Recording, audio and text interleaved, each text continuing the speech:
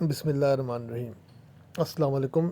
हमारे साहिल भाई हैं, बड़े अच्छे एक्स मुस्लिम का रोल अदा करते हैं और इनके पास दो तीन ही मंजन हैं, जिसमें से एक मंजन जो है नबी करीम सल्लल्लाहु अलैहि वसल्लम की शादी को है अम्मा आयशा के साथ। ये पूरी दुनिया को ये बताना चाहते हैं कि ये वाहिद इवेंट हुआ है, इससे पहले ये इवेंट कभी नहीं हुआ, इससे पहले कभी भी लोगों ने इस तरह की हरकत नहीं की।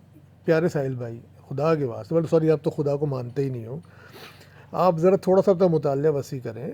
ये उस ज़माने का बहुत ही नॉर्म था। अबू लहब की बेटी, अबू जहल की बच्चे, जो क्या कहते हैं, अबू लहब और अबू जहल की जो बेगमात थी वो भी 6 साल से कम उम्र की थी। यहूदियों में तो 3 साल से अबव लड़की की शादी जायज़ थी। नबी ने जब शादी की अम्मा आयशा के साथ तो उनकी एज 6 ईयर्स की थी, और जब जब उन्होंने हम बिस्तरी की तो उनकी एज 9 साल की थी।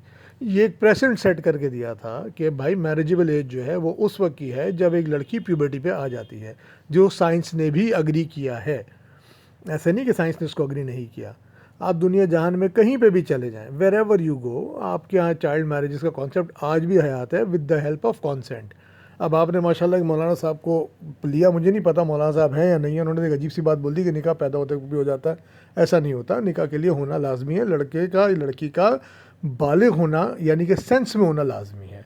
ये रूल है, क्योंकि उसने हाँ या ना बोलना होता है, कबूल है या ना कबूल है का वर्ड यूज़ आता है। ऐसे मौलाना साहब तो अजीब आदमी, उन्होंने क्या बात की मुझे नहीं पता, मैं उसको ना डिफेंड करूँगा ना उन्होंने किस मकसद से बात की। बात तो आपकी इत्तला के लिए थोड़ा सा अर्ज़ कर दूँ, प्यारे भाई, मेरे प्यारे भाई, इन चीज़ों से निकल आओ, व्यूज़ से निकल आओ। कोई नॉर्मल डिबेट करनी है आ जाओ। सैकड़ों दफ़ा आपको बताया, आपके एक दोस्त है एडम सीकर, ये लाहौर में बैठे हुए थे, उनको कुत्ते की तरह मैंने जलील किया था, इनके पास प्रूफ ही नहीं था बात करने का, उठ के भाग गए थे वहाँ से ये। बिल्कुल, अगर ये वो, क्योंकि मैं तो उनकी आवाज़ से पहचान रहा हूँ, बहुत शोर शराबा सब कर रहे थे, दो लोग को बेवकूफ़ बना रहे थे, आपके दोस्त थे। आइए मेरी स्ट्रीम पे आके बैठ जाए, मैं बैठूंगा, एक मुफ्ती साहब है वो बैठेंगे, अल्लाह यारी साहब है वो बैठेंगे, एक सुन्नी होगा, एक शिया होगा, एक आप हो जाइए, आप अंदर से 2-4 लोग और लेकर आ जाइए।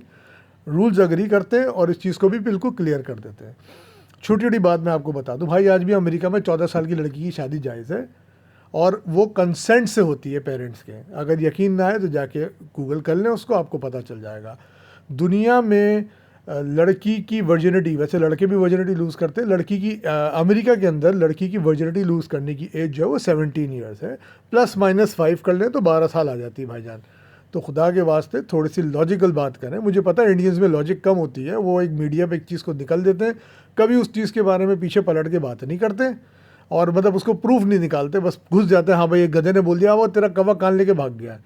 तो इंडियन सारे कान के पीछे भागते हैं, हाथ लगा के कान चेक नहीं करते, वेरीफाई करते हैं भाई मेरा कान तो ये लगा है कि नहीं लगा।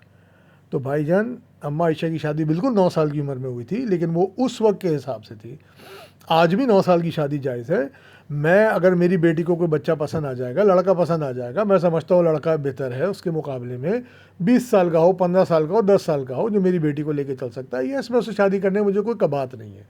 लेकिन फतवा आलमगीरी आ गया, उसने बोला जी जो स्टेट की लॉ है उसको पहले फॉलो करना है शादी के मामले में, तो फिर अब मुझे स्टेट की लॉ फॉलो करनी पड़ेगी। मैं निकाह कर दूंगा अपनी बेटी का, उसी वक्त ही निकाह कर दूंगा, लेकिन मैं जो हूँ वो उसको आगे जाके जब इसकी एज होगी विदा होने की, तो उसकी वहाँ पे विदाई करूँगा। तो अज़राए करम, तरह लॉजिकल बात पे बात किया करिए। ये गधों की तरह आके जो अपनी वीडियोस बना के 2 रुपए के मौलवियों को और 2 रुपए के मुसलमानों को लेके आ जाते हैं, जिनकी नॉलेज थोड़ी सी कम होती है, उनसे आपको सिर्फ व्यूज़ मिलेंगे। आपको, हाँ, अगर पैसे कमाने भाई तो फबे साहिल भाई बिल्कुल पैसे कमाए, मुझे कोई एतराज़ नहीं है।